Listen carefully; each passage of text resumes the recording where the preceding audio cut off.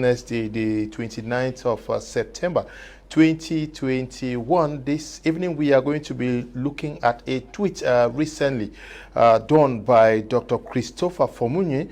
That was on the 26th of September, wanting the United States of America to use their influence to exert pressure on the government of Cameroon to end the ongoing armed conflicts in the southwest and northwest region. To note that Dr. Christopher Fomunyoh is the Senior Associate for African and Regional Director at the National Democratic Institute for International Affairs.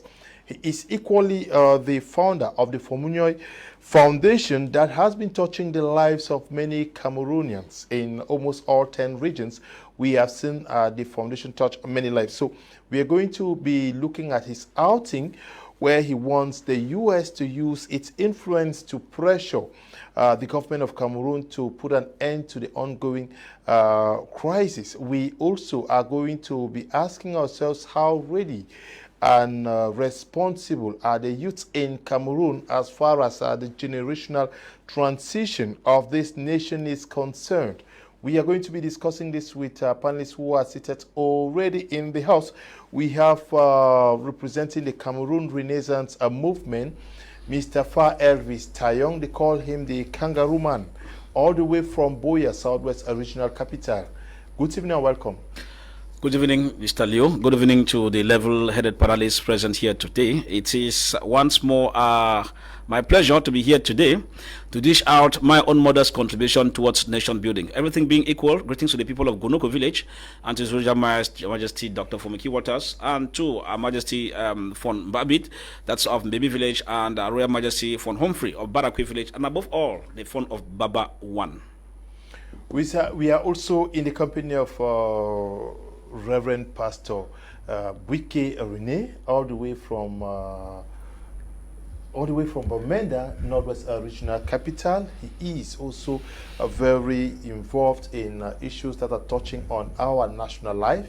We're glad to have him on Prime Hour for the second time. Good evening and welcome. Good evening, Mr. Kum, Eric, and we thank God for being here and still keeping us to be alive. And I say good evening to everyone watching this special program this evening, and I believe that this program will help people to change. We also are in the company of Tamai Javi, sitting in for Akwen Nadieh, who just is informing us that she cannot make it to the program. She's caught, I'm sure, in traffic or somewhere. We're glad to have you, Jarvis. Good evening, Mr. Kum. Good evening to the peace-loving people of Way Village. Good evening to the people of Moya. And good evening, Yaoundé. Good evening to the Bishop of Buikeh, His Lordship Michael Bibi. We also are going to be connecting with Ayaba Carlson, who is going to be joining us via Skype from Yaoundé, the nation's capital. He's not yet ready, but in the course of the program, we're going to be connecting to him. We start with you. Fah Elvis Tayong, your first take on this outing of Dr. Christopher Fomunyoh. Well, I think his outing is timely because, time and again on this platform, I have said several times that from the manner in which we see the kangaroo system pick up with this crisis or this war, there is every indication that they are not the least willing to solve it because they have cosmetic measures that they believe that they have to press it or force it down the throat of Cameroonians. Of course, results are not coming, but finances are going on. People are dying day in, day out. So I had said earlier that, when you have, the scenario is quite simple. If you are in the house with your wife, obviously as a man, you are more powerful than your wife. And you get to a point whereby you beat your wife every day and she cries day in, day out. It gets to a point whereby she would cry and beckon even on the neighbor to come for her help. And when she cries, there's a kind of way that she can cry. And a neighbor who feels the pinch or the pain that she might be going through would barge into your house and tell you, hey man, be careful. Because you will not say that he's barging into your private affair because the neighbor will think that, no, this is a human being that's been tortured helplessly because of the fact that another one is more powerful. And so it's simple. We have a situation whereby parties are involved. We talk about the non-state armed actors on one side, and we talk about the government on the other hand. Now, it's getting to a period to a position whereby the deadlock cannot be arrived at. As I said earlier, if you look at the national dialogue, which they tell you that there are resolutions or fruits or fallout from the national dialogue, you discover that from that scenario, they are not willing. Because I keep saying that once you put up a wrong formula, everything that comes in terms of the working procedures will automatically be wrong. I was surprised. Of course, I was in Buikeh. I was also at the Mountain Hotel from Tuesday right up to Friday when the PM was leaving. And I tried to filter if something good could come out. But eventually, nothing, I repeat, nothing actually came out of that, because I realized that in the agenda on the meetings with the various stakeholders, it was simply a repetition of what former PM Fomunyoh had done, what he himself, the minister himself, Prime Minister had done by going around. And so consultation from different groups and the same persons. That is even what is annoying. The same parliamentarians, the same persons. But what was the objective of the Buikeh meeting? It was a meeting to do an evaluation of how the recommendations arrived at the major national dialogue have been implemented. It was a meeting on that, but at the end of it, it was a meeting of forcing it down the throat, because an evaluation was done. But at each level, where he had stakeholders were there, even the journalist, he was simply letting you know that these things are working already. You imagine somebody's evaluation and is working already, and telling you that because the syndicate drivers of the syndicate in the Southwest who came, in their intent said, but they were thinking that the national dialogue should be reviewed. What was the answer of the PM? They are not reviewing anything because it's already working. So they are here only to see that they take it right to the end. So what does it mean? Was that the objective of the meeting, that they should review the national dialogue? No, the objective was not that they should review. The objective as he came was that they should carry out an evaluation. But during an evaluation, you get other contributions. You could be evaluating at the end of the term, and somebody tells you that no, something went wrong. If there are some courses that people took, they are preferring that you should redo the courses or change the subject. Very possible. Yes, your take. This is an outright call for the United States to intervene in what is happening in Cameroon. Yeah. From my own point of view, I see that every effort is counted a good one to help to see that the crisis come to an end. But now is not the time that we should chew our mouth, just going like pretending to be people that we are going to solve a problem why we are not ready to solve a problem. Because when I look at this frightful hour, people are dying every day, and we promise people that we are looking for a solution, but we are not looking for a solution yet. Because the key point that we need to have as a solution to this situation, we are not ready to point it out. We are just turning around, and then presenting the things that they are not the need of the people. Yeah, is that enough to ask the United States to come in?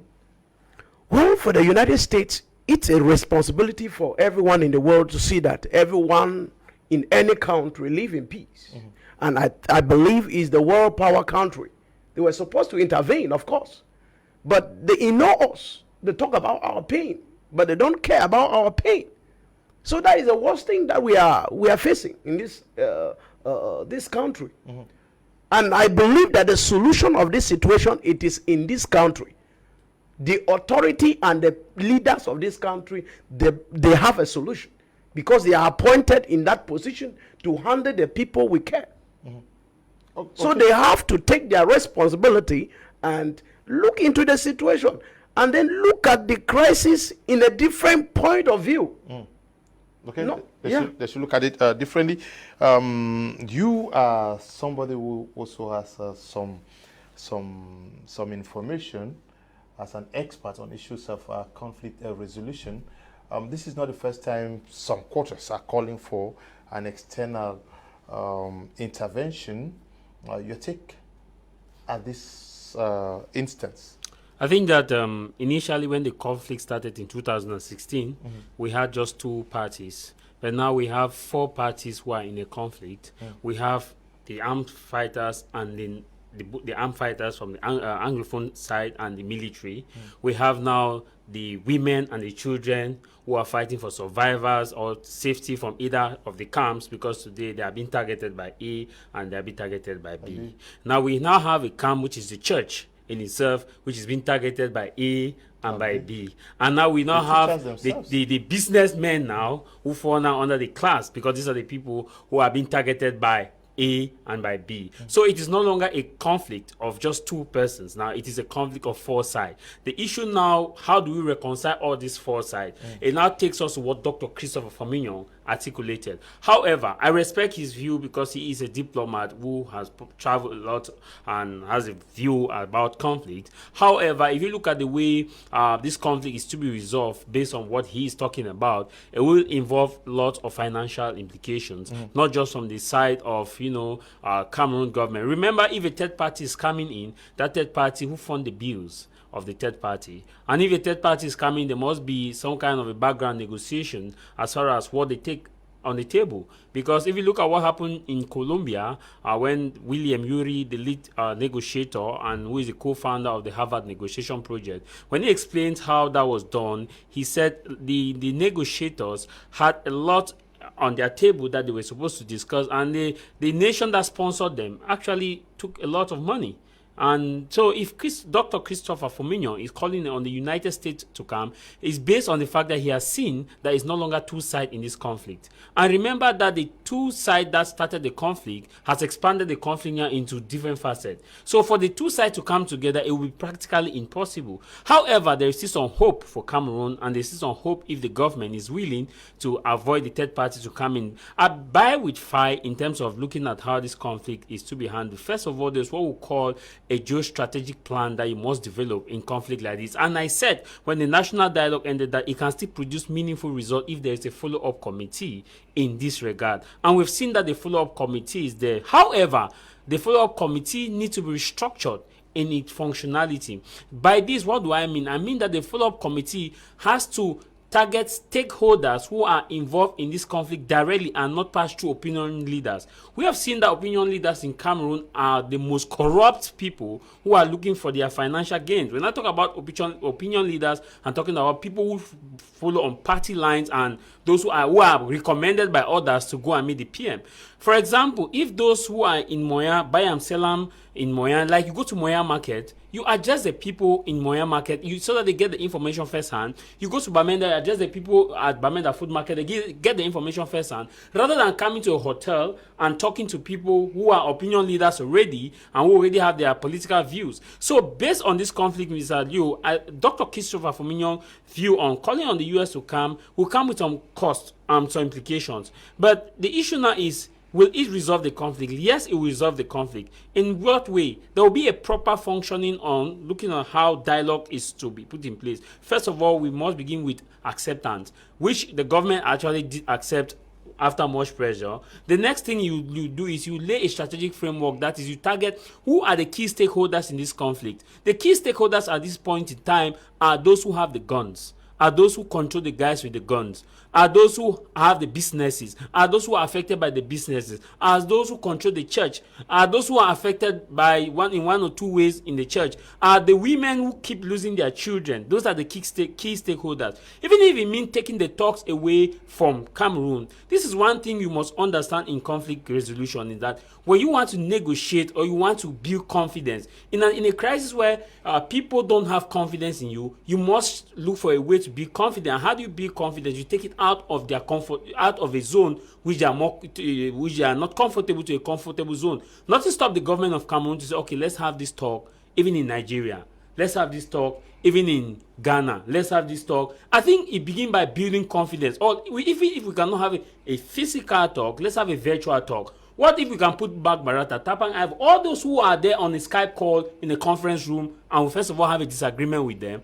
I start mitigating and low down tension. I think that if we go by what we see now in this conflict, Mr. Liu, I'm afraid that we may reach a point in time when there will be an imposing attitude on the government of Cameroon, because you can start having targeted sanctions on individuals who probably by their words of alteration during the conflict start by the targeted sanction will target both the government of Cameroon and also the sponsors of this conflict. You cannot go and stop General No Pity, impose targeted sanction on the General No Pity, but you can impose targeted sanction on whoever identifies to support him. The same thing, you cannot impose a targeted sanction on a military officer who is on the field, but you can impose a targeted sanction on someone who ordered for that military person to go to the field. So at the end of the day, what we should be clamoring for now is that the dialogue that took place, the follow-up committee that's taking place now, should restructure the way the dialogue. They should not go to one and the same people all the time. They should restructure and tell the people that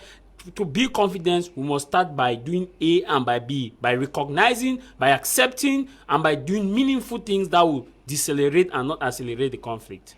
Okay. Now, Dr. Christopher Fomunyoh thinks that the U.S. has watched Cameroon enough, and if they continue watching, they may also have to regret, like they did for the case of Rwanda. Yes. It's very obvious because we are already getting to another level of the war.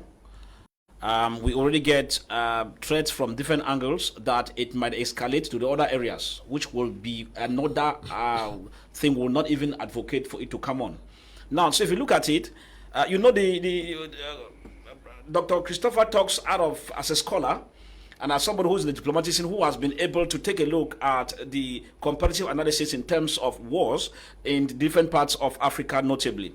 Now, if you look at it critically, you realize that the utterance of Dr. Christopher, it's very timely, as I said, because now you realize that there was a point in time, that should be about 1.5 years ago, when, 2 years ago, when there was that issue of they wanted the people in the diaspora wanted to start attacking them, but people on terms of the language where you come from. You know how it happens. God is great, because that tension was quelled down under some powers. I think it came from God, because at a point in time you were getting some utterances that no, you should attack Francophones in the area where you are and things like that. And what was the counter statements on that? What if you also have to see Anglophones in the other area and you attack them? So what result will it give? But I think somewhere along the line, those who wanted to bring up that, I think even people like Editato had that initially, somewhere along the line. But we realized that it had to be kept on the ground, because now people got to realize that it was not an issue between Francophones and Anglophones. It has to do with an issue with the government.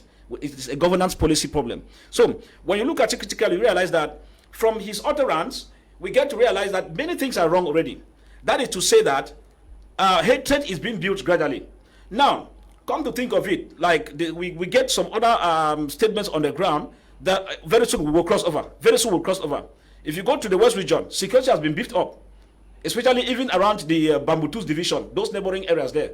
Because as we're moving towards the first and other like, there is that imminent fear that the guys might cross over. You get the point. So in that case, what I'm saying, we are now saying that from the way Dr. Christopher is saying, if care is not taken, there is a kind of retaliation, military-wise, in the other areas in the northwest of Southwest John, which might cause another retaliation somewhere in the French-speaking areas, especially those areas which are having borders with the northwest and the southwest. You discover it will become more dangerous to contain. And that's why we think that whosoever was ordering the kind of change of military tactic is supposed to understand that when you are dealing with guerrilla warfare, it becomes very complicated to handle, because at a point in time, someone somewhere, we have had scenarios even in Yaoundé, Mr. Kum, where we understand that somewhere you had explosives found somewhere around the market areas and some arrest was being made. So at the end of it, we are at a crossroad whereby if care is not taken, we repeat, if care is not taken, the kangaroo system with their cosmetic steps put in place in order to resolve this problem by force can equally give us another counter reaction,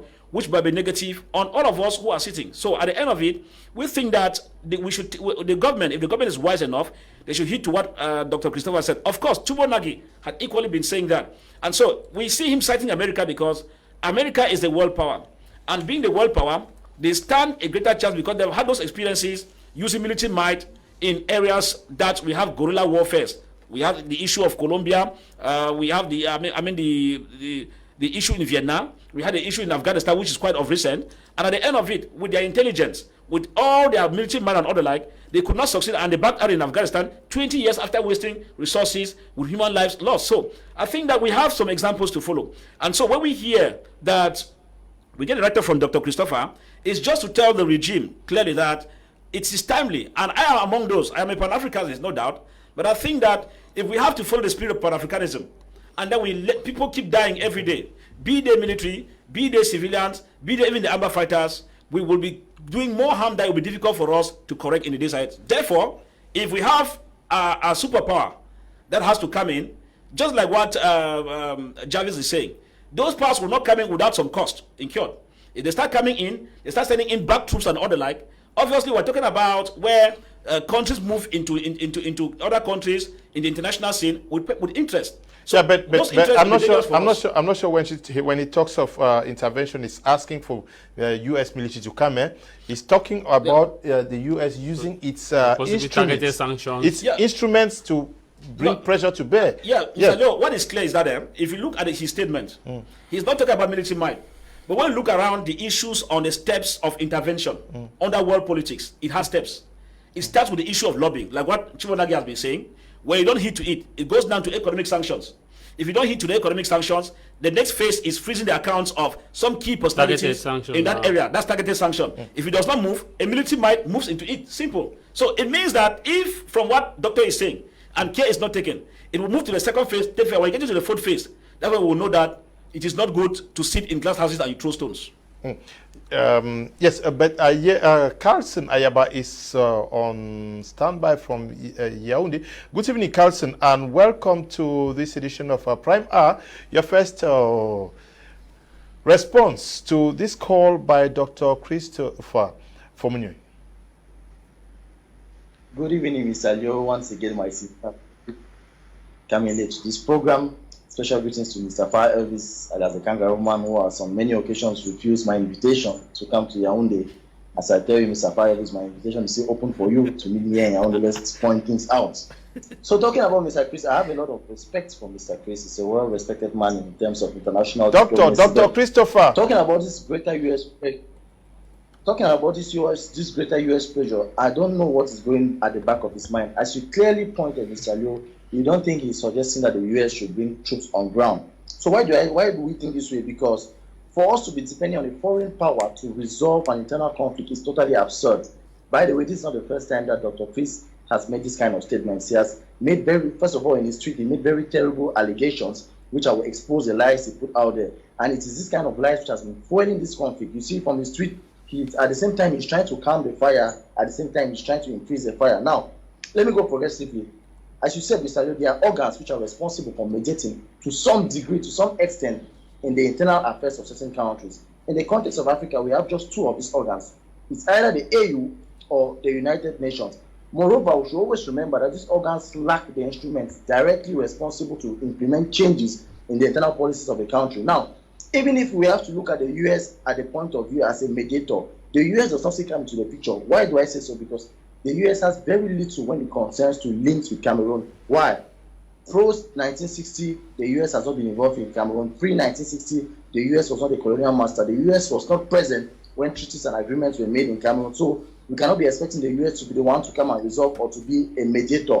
Next thing I'm going to point out is, if the U.S. has to come, who is the U.S. coming to fight against? Is it against the government? If the U.S. is coming to fight against the government, therefore that's an outright declaration of war. So that's not the standpoint of the U.S. If the U.S. has to come as Dr. Chris wants, is it coming to maintain peace? Okay, if it's coming to maintain peace, who are those withholding the peace? Is it the government or is it the armed groups? I'm sure Dr. Chris realizes well that for the U.S. to even take this kind of decision to step into Cameroon, it has to pass through the United Nations Security Council. This is something which all of us know. And going through the United Nations Security Council, France has a very large impact in that. France has Cameroon at heart. The U.S. cannot come and interfere in Cameroon when France does not want it to do so. Rather than lobbying for the U.S. to come and interfere in the internal politics of Cameroon, the idea it will be better to lobby for countries like France, Germany, and Britain. You can even see from the response of Nadieh under that tweet, pointing out to Dr. Chris that it is better to look the people who are responsible, who can make a large impact in this, will either be France, Germany, or Britain. Now, look at what Nadieh, I'll quote one part of his reply to this. He said, "I wish it were that simple. Holding a peace conference requires incredible preparation and willing participants. Cameroon's colonial powers, UK, France, and Germany should be hyper involved in seeking political situation." When Dr. Chris wants the U.S. to come, the only thing that the U.S. can do is to issue out statements. Why? Because there are three factors which they can push the U.S. to come here. If we look, as Mr. Fah pointed out, the case of Afghanistan, when you threaten the United States' internal security, that's the only way which you will push the United States to react to something. In this case, the Anglophone crisis threatens no aspect of the United States' security, so we are not ever going to expect the United States to react. The second thing is the economic interest. The Americans don't have a big economic impact in Cameroon or economic businesses. You don't see the large American companies in Cameroon, so nothing is going to move America to be focused so much that they have to interfere sincerely into Cameroon. The third thing is the US has been trying to push an agenda over the last 5 or 10 years which has to deal specifically with LGBTQ rights. Once a country is not strongly with those kind of rights, you never see the US involved with them. Let me give you a clear example. If you remember when the cross-dresser Shakira was jailed, you saw how the US reacted. There was pressure the very day the United States Embassy in Cameroon issued out a statement. There was CNN over it, there was BBC over it, because that is the kind of thing which pulls the interest of the US. But whatever is happening in this crisis cannot pull the interest of the US. I was very shocked at the bottom of the tweet when Dr. Chris was trying to compare what is happening in Cameroon to that of Rwanda. Come on. Rwanda, 800,000 people died in 100 days. That's an average of 8,000 people dying in a day. Is he trying to compare Rwanda to what's happening in Cameroon? In Cameroon, the casualty is not yet up to 5,000 people. I'm not saying that we have to reach a high number, but for him to be comparing what is happening in the Anglophone regions to that of Rwanda is totally absurd, and he has missed the point. Okay. That was the first intervention of Ayaba Carlson from Yaoundé. Yes, Pastor, do we see the U.S. as having a duty towards Africa and Cameroon? In particular, can the U.S. On its own end this war? I don't believe so, because like the points that my brother presented, he presented a key point that if the U.S., they have to intervene, they have to pass through the United Nations, which is a key point. And passing through the United Nations, the United Nations Security Council, and which will create a lot of problems, because they have paid no attention to this crisis. Like I can say, from my own point of view, they have paid no attention. People are dying every day. Like I have one of the one of my Christians that they work with the Security Council. I discussed with her. She said no, the crisis is not too harsh up to the level that they can intervene here. So they are just like staying and waiting. Maybe they want people to die the more. They want 1 million persons to die before they come. Maybe. So they consider this crisis no crisis. And the same way the government is taking the crisis, maybe they consider it no crisis. But people are dying every day. What am I trying to say? I'm saying this. If Dr. Chris wants to intervene, let him come with a sincere mind. A sincere mind. To feel the pain that people are feeling. We are feeling a lot of pain. Yeah, but you want him to a sincere mind. What do you mean by that? I mean, he should not come like a political giant or a political party. No, come like a sincere person coming to, because he feel the pain, like somebody with a conscience, with a heart that fears God. Yeah, but he's calling on the U.S. to use its powers. He is just a person. How do you want him to intervene as a person? Well, from my own point of view, I believe that if you want somebody to intervene, he wants the U.S. to intervene. I think with his own right and power, he can hand me the Security Council and talk with them. Let them react to the situation, because people are dying every day. Yeah, but the United States can raise it at the level of the Security Council. But do you see the United States actually taking it as that they have a duty, a responsibility to ending conflicts in Africa and Cameroon in particular? Yeah, of course I do, but depend on the circumstance. Okay. Ayaba made quite a good point. However, there are some things that we should trust, because we should look at, since we are talking to the international public. First, Dr. Christopher, when he talked about Rwanda, he's not talking about the number of deaths per Rwanda, but he's talking about the word genocide. And genocide begins with the killing of 2 persons and more. Yeah. So Ayaba should understand that genocide is not the aspect where you must kill 8,000 people. If he does his math very well, as we speak, every day, and since this conflict from 2018, every day, at least 3 persons die in the northwest and southwest, either by gun, by bullet, or by the fact that they have relocated into the bush and don't have basic amenities. We are counting just the ones killed by bullets. But what about the ones who don't have access to go to the hospital? The ones who are dying because of the lack of medical facilities in the different localities. So we will not want to say because only 5,000 people have died, we should not talk about the word genocide. Secondly, the U.S., he talked about the fact that if Dr. Christopher is calling for the U.S. to come, it's absurd. No. Dr. Christopher is a senior diplomat and understands diplomacy. Yes, Tibo Nagi may have issued some series of follow-up, but this is it. The U.S. gave targeted sanctions as in Myanmar as we speak. Military generals were targeted for sanctions. The U.S. in itself sanctioned, imposed sanctions in the Tigray region in Ethiopia, where key generals and former diplomats and current diplomats were given visa restrictions. They were not. The U.S. did that. Those were the internal policy. The U.S. did a negotiation in Venezuela between Hugo Chavez and the opposition party. At the time, it was William Uri, the same key negotiator, who led that negotiation and calmed down the tension in Venezuela and internal conflict. So when he's talking about the U.S. not interfering in internal conflict, absurd, there's nothing as absurdity when human beings, lives of human beings are concerned. First, the U.S. may not have direct influence, direct interest in Cameroon per economy, but the U.S. has 300 troops stationed in Cameroon. And these 300 troops are to monitor activities along the Lake Chad and also to ensure that Boko Haram activities are not planned to come and destabilize the U.S. interest in Cameroon.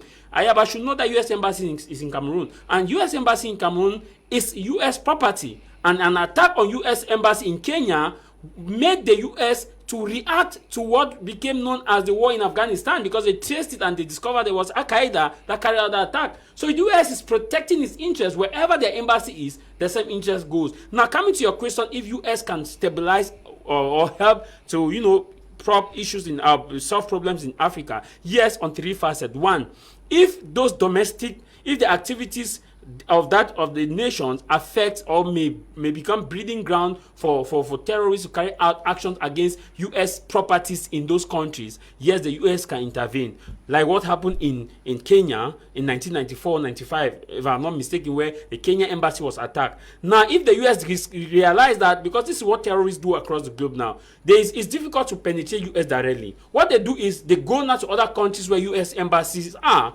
like what happened in Libya, where you see the U.S. embassy was attacking Libya, and you go to Somalia, where the U.S. embassy was attacked. So the terrorists believe that if they cannot attack the U.S. on their front, on their nation itself, and an attack on American citizens, an attack on the U.S. So the U.S. now start planting troops in these countries to protect where they discover that there is vulnerability in their embassies. Yeah. They start protecting it. And if it reached at that level, if this war was in Yaoundé or around, if the U.S. embassy was in the northwest and southwest region, there would have been a series of actions taken. But as far as we speak now, there are embassies out of the northwest and southwest region, and just 2 regions are in conflict. So their interest in direct intervention is out. They cannot come through direct intervention or even targeted sanctions. They cannot, because they have a lot to lose. As far as Cameroon is the only stable nation in CEMAC, and Cameroon is the only stable nation that provides counterintelligence information for the U.S. to use in Central Africa, to monitor Central African Republic, to monitor Congo, to monitor Nigeria, to monitor Chad, to monitor. So the U.S. is benefiting a lot in Cameroon. And you cannot expect where you benefit.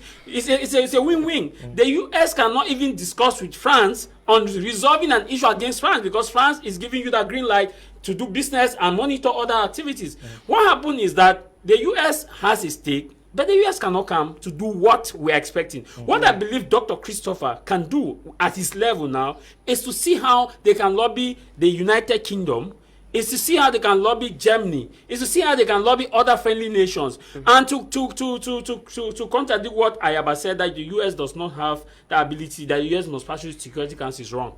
Iraq, Security Council, U.S. has the ability to violate Security Council. Yeah, but what he is saying is that before going to Iraq, they went through the Security Council before they went Everywhere they Yes, go. they will go to the Yes, Security the Council, Security but he Council, made it yeah. like it's a Security Council that would decide whether or not. I just want him to understand it's not a Security Council that will determine whether or not. A Security Council is just for what they call policies and procedures. In international diplomacy, must follow these policies and procedures. Let it be that you took it to the Security Council and no vote was taken and you decided to go on your own. Yeah. At least you respected the accord of the Security Council. It means you are not disrespecting the Security Council. However, to conclude, the truth of the matter here is that to resolve this conflict that we are talking about in the northwest and southwest region, it will take sincerity and it will take Cameroonians of goodwill to resolve this by looking each other eyeball to eyeball to say, let's sit on this table and disagree to agree. Okay. What we are doing now, we are agreeing to disagree. But when we sit on the tenet on disagreeing to agree, we'll go forward. Okay.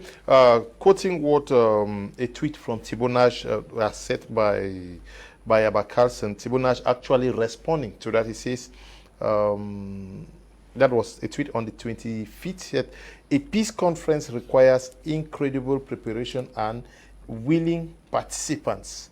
Can we force persons who are not willing to the table? That is what Tibonage is saying. That yes, we can do this, but to get people on the table, it requires incredible preparations. That is backdoor negotiations, and then it will also take people who are willing to go for the peace conference. Yes, I think Nadieh is on track. While I say he's on track because, dialogue is a process. That's what many people don't understand. People think that when you talk about dialogue, you can just hold a meeting and then you start getting results, everything. It's a whole process. And the process can be determined only by the willingness of the persons and the ability of those who are manning that process, if they could be sincere or not. So the level of their sincerity will determine whether the dialogue process will move faster or slower. Now, from what Nadieh said, it's quite true. And that's why I said that if you look at the scenario on the ground, you realize that from every indication, the efforts put in place by the government shows that the willingness to put in place the proper dialogue as expected is far-fetched from existence. And that's the reason I said that if I look at it critically, one thing is sure that the war will go on and on and on. And we're talking about, like Jarvis was talking about, the fact that it just needs people who are sincere. Now, but you will not have that. You will not have that in Cameroon. Why do I say so? Because those who manpower have understood that if they have to go for dialogue or for negotiation, they will be losing some things that they have been quite enjoying. The things have been juicy to them over the years. And sometimes when you taste honey, you will not want something like bitter herbs to be mixed with the honey unless you are critically sick. So when you taste honey, the way honey is nice, you also want that you should get all the time having a taste of that honey. And this is where the problem comes in, that with the regime and the indications on the ground, they are not the least willing to ensure that the sincerity sets in. Now, just like what we're queuing in for what Ayaba was talking in Yaoundé, I understand that probably his ideas, his understanding in terms of international politics and diplomacy is a little bit limping. But, the main issue is clear. When you say this one cannot, we are now living in a situation whereby diplomacy functions on two fronts. There is the official diplomacy, which we know, and that's what they call backdoor diplomacy. And with backdoor diplomacy, permanent interest is what drives the entire system and the entire mechanism. Now, you realize, if we talk about the Gulf of Guinea, I have the impression that even Ayaba does not understand that America has an interest in the Gulf of Guinea, point number one. Two, America is running a cold war with China and Russia in terms of gaining economic potential market on the African continent. That one is an underground issue, which is called ongoing. We call it a cold war. So what is happening? From the fact that China destroyed textile industry in America and Europe, thereby making the goods in categories whereby there are goods designed for Africa who can buy according to their means, and there are goods designed for the European market that are expensive, which the people in Europe can get. Now, America has an interest in the Gulf of Guinea. If you go to the Gulf of Guinea, America has not less than 1,200 troops on the Gulf of Guinea. And there's an indication that by the end of this year, they will increase more troops as long as Mali and the other areas along the Gulf of Guinea are not stable. Now, what is America coming to do? Which Ayaba does not understand. Probably I'll be enlightening him more as we move on. Now, America has what he calls steps to increase, one, their market on the African continent, an aspect which they had never been dreaming of till today. So because of the wahala they had from the Middle East, which is now threatening the market in America and Europe, they have decided to divert. In the course of diverting now, what do? They have what they call underground treaties with most of these African countries, which are not even made official. So you realize that Americans are coming into timber exploitation, Americans are coming into mineral exploitation, things that they were not doing before. Now, in this aspect, where we're talking about the current situation with America, you get to understand that with the military might, with the military support America is giving, which Jarvis mentioned, which is correct, you now realize that America has other means which they can equally put in place to get into it, which I'm sure many people don't understand. Now, look at their embassy. America's embassy in Central Africa, in Cameroon, is the biggest, strategically located. Now, with the location of embassies in international politics, you get to understand which country has an interest and in which country, based on the locations of their embassies. Very strategic. Now, I will not want to go into that because there are some security issues we might be getting a little bit out of it, which I don't want to get into that. But then, America has an interest in Cameroon because of this Gulf of Guinea. Because of the stability that Cameroon relatively enjoys compared to the other countries in the CEMAC, America knows that while they are coming gradually to control the Gulf of Guinea, Cameroon will eventually be another hub for them whereby they can carry out inland transactions with the other countries in terms of diplomacy and marketing, which is done both back door and front door. That's why we say that for what you find here, like if America wants to come in, Dr. Christopher is on track. I'm sorry, Ayaba, you need to understand the statements because I like you because you are reading it word verbatim for us to understand. Now, how can America come in? One, and the fact that human rights violation is, which America is a treaty to it, America can still come in behind the violations of the human rights charters. It's very possible because America wants to present that image as the #1 promoter of human rights, even if in the Guantanamo Bay issues with those who were arrested in Iraq and the Middle East, we saw them they were wanting in terms of human rights abuses at the Guantanamo Bay. But whatever the case might be, America wants to be #1 in terms of security. They want to be #1 in terms of human rights preservation. And so those factors can still trigger America to come in. Now, if America wants to come to Cameroon, there are two things. America can discuss with France because they have areas of interest on the African continent. The scenarios of Berlin Conference are the same things taking place now, which means because you are here, I am here. Where we have a clash of interest, like you find in Syria, obviously we now go down to empower both camps. Like in Syria, Bashar al-Assad obviously has support from Russia. Russia has a score to settle with America. Therefore, in this case, you find that France, that is coming in alongside with America, cannot unseat Bashar al-Assad because Russia is arming Bashar al-Assad to the teeth, including financial support and everything. But Russia is also making inroads into Central Africa. Yes, that's what they say. And knowing that Russia is working with China. That's what we're saying, that Russia now is going to have another move. Now, Russia wants to extend its market also to Africa. That's the same thing. America too wants to extend their market to Africa. So what we're saying is that we will get to a point whereby the conventions of the United Nations, the African Union, will not be respected at a point in time. Therefore, targeted sanctions will soon be the next thing to come on board. Therefore, anyone who has a worry addressing it to the U.S. is not falling on deaf ear. Besides that, another issue I might be educating Ayaba, which does not know, is that from the time of Donald Trump, they have a policy, America first. Even other presidents in America. What is that policy? Now, during the period of Donald Trump, they realized that most of the insecurities and the crimes committed within the American soil, they realized that over 60% of those crimes were coming from foreigners. And in the course of carrying out that report or that survey by the FBI, they realized that most of those who are carrying out those things are those who have run, especially mostly from the African countries, as a result of poverty and some other things. Therefore, in the course of, because in America, administration is continuous, even though there are some things that a new president might decide to abort, like the health policy that we had Obama put in place, and then Trump came and then quashed it.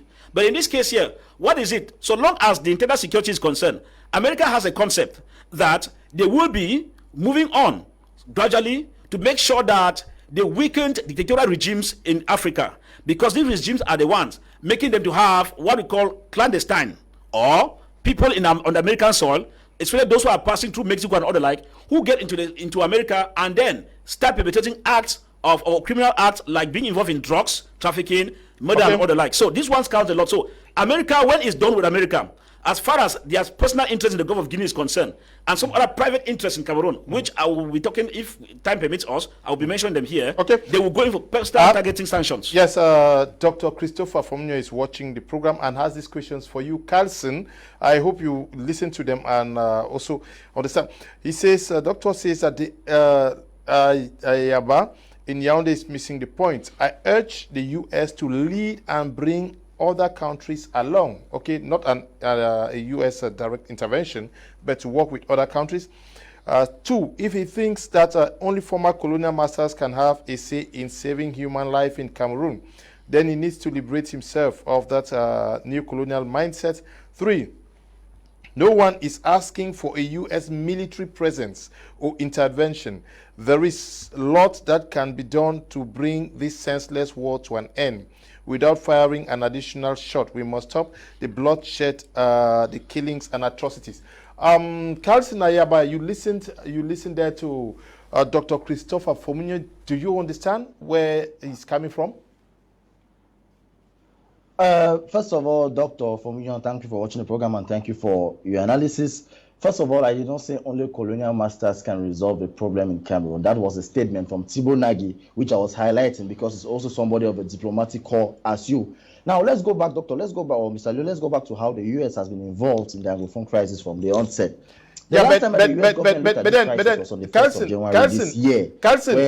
Carlson, please, I want us to be clear. He says he is lobbying for the U.S. to engage in bringing other countries and not necessarily a direct U.S. intervention. And he's saying that he is not also saying that there should be a military presence in Cameroon, but other means so that they can pressure for an end to the war. Right, I was about getting to that point. Okay. For saying that as he wants that the U.S. should bring other members. Yeah. As I was saying, the U.S. has said one or two things which have been very core to how this crisis has been resolved. The last time that the U.S. passed something like this was on 1st of January, as I said, which was Senate Resolution 684, and it reads, this resolution condemns abuses committed by state security forces and armed groups in the northwest and southwest regions of Cameroon, and it affirms that the United States continues to hold Cameroon responsible for safeguarding the security and constitutional rights of all its citizens, regardless of their region, or political views. Further, it urges all parties to the conflict in Cameroon, the government of Cameroon, U.S. foreign relation entities, and members of the international community to take specified steps towards the resolving of the ongoing conflict in Cameroon. At the end of the day, this has been the only thing which the U.S. has been able to do, because there are two key things which were stated in this House resolution. The first thing, the U.S. government condemns with all sincerity the abuses which has been carried out by the state forces and the armed groups. Mr. Liu, there is no government which can come and interject itself in a country where the state is committing atrocities as well as the armed groups are committing atrocities. Why? Now, when the U.S. say this kind of thing, it also baffles me, because most of the people who sponsor this crisis are based there in the U.S. So if the U.S. if the U.S. wants to hold Cameroon responsible, why are they not also holding those who are controlling the boys on the ground? The second thing which the U.S. raised up is that the U.S. wants Cameroon to continue to hold, safeguarding the security and constitutional rights of citizens, and which is what the Cameroonian government is doing. So in all sincerity or in all clearness, the U.S. government is also encouraging the Cameroon government to continue to push forward to keeping peace and security. Now, Mr. Fares, the point which Doctor was trying to bring, Jarvis was talking about Rwanda. I think Jarvis got me entirely wrong about Rwanda. I was looking at the way Dr. Chris was comparing Rwanda to Cameroon, because Dr. Chris was saying that he was sure that Clinton regretted not interfering in Rwanda at that time. Oh no, Doctor. Let me remind you that 1 year before in Somalia, U.S. troops were killed, and the United States decided to move almost all its troops in Africa because it did not want to be interfering again in African internal conflicts. That is why we did not see the U.S. presence in Rwanda. It was not like it was a mistake. As well as when the Rwanda genocide was happening, there was Belgian forces and UN forces in Rwanda. It's not like they came after, they had been there. But the United Nations forces were not given a mandate to kill. They were there for just protection. And the Belgian forces left about a few days later after 10 Belgians were killed. So why I said earlier that for doctors to compare Rwanda genocide to this is very shocking, because the US don't want to intervene into Rwanda. Second thing I want to bring is that one lesson which we should pick from Rwanda is, despite the genocide that happened for over 100 days, there's one lesson which we must pick, and that is what is going to help us solve this crisis, which I disagree with Doctor thinking that it is a US or international people who have to come and solve this crisis. The Rwandans solved the crisis themselves, which is a very thing which we must do in this country. This crisis is an internal crisis, and the only people who can solve this crisis better is us, because the treaties that were signed were between Cameroon as well. It was not between a foreign party. There was no foreign intervention. So we cannot be expecting a foreign intervention to come at this point of time to come and solve the crisis. Okay, come and solve the crisis, but I would like to quote Thibault Nash further, who says that went further to stress that France, UK, Germany will have to be hyper involved in seeking peace and political solution. This should be where Dr. Christopher is driving at. That is the US. You have the capacity to pull the former colonial masters of Cameroon. You have Britain, you have France, and then you have Germany. Yeah, I believe that is possible, but there is a fact that we cannot be ignored. That cannot be ignored. See, from my own point of view, in this country, we are Cameroonians. Okay. We are able to handle our problems. This crisis, we can handle this crisis. It's because there are people that they are not willing to admit to their mistakes and ask for forgiveness and handle out the situation. If we are calling for foreign bodies to come and handle the situation, it means that we don't understand what we are doing. Even if they come in, even if they come in, we will not accept that they should look for a solution if we are not willing to look for a solution. First, we should first of all accept that we are having a problem, because the way I'm seeing our authority or our administrative handling these situations, like the belief that there's no situation and they are not feeling the pains of the people. We, like the spiritual authorities, we believe that we can solve this problem. It's just that they're not giving us that open door. They want to handle it administratively. I think I've met some people and I try to talk with them. I ask them why blood cannot be shutting down every day. They are killing men, women, and even right inside the church. And then the church, we will just sit and be watching. The body of Christ is also crying. So it is the time that if the government want to solve the problem, they should accept that everybody is ready to, discuss out the situation. It's just like me and you in the house, brothers, we should at least discuss a situation that is killing us and then handle it out. And now if we are not willing to discuss it like brothers and sisters, and then we start pointing, this man is not, working in one accord with me. It means things can't work together with us. Continue our discussions on the outing tweet of Dr. Christopher Fomunyoh after this short break.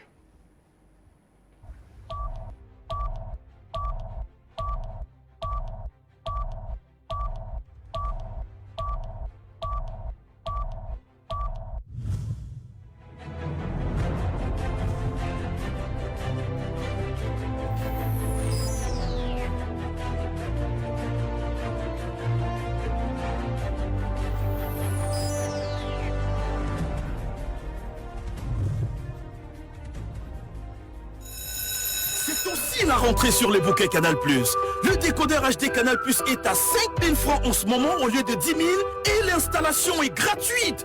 Avec plus de 200 chaînes, c'est l'heure d'apprendre et de se cultiver tous les jours. De retrouver la Ligue des Champions, les grands championnats de foot européens, les compétitions africaines, de se divertir avec les meilleurs films et séries. N'oubliez pas, le décodeur HD Canal+ est à 5 000 francs et l'installation est gratuite. Tarifs et conditions dans tous les points de vente Canal+, dans la limite des stocks disponibles.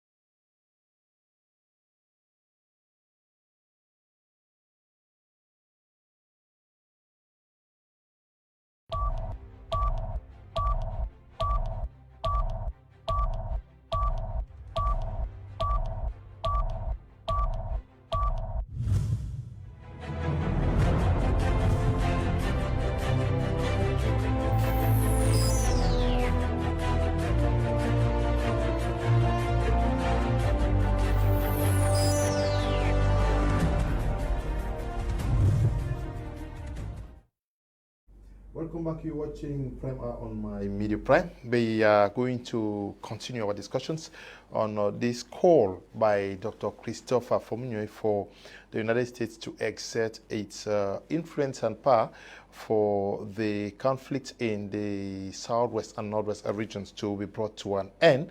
I want to say, okay, he's a Cameroonian who is living out there.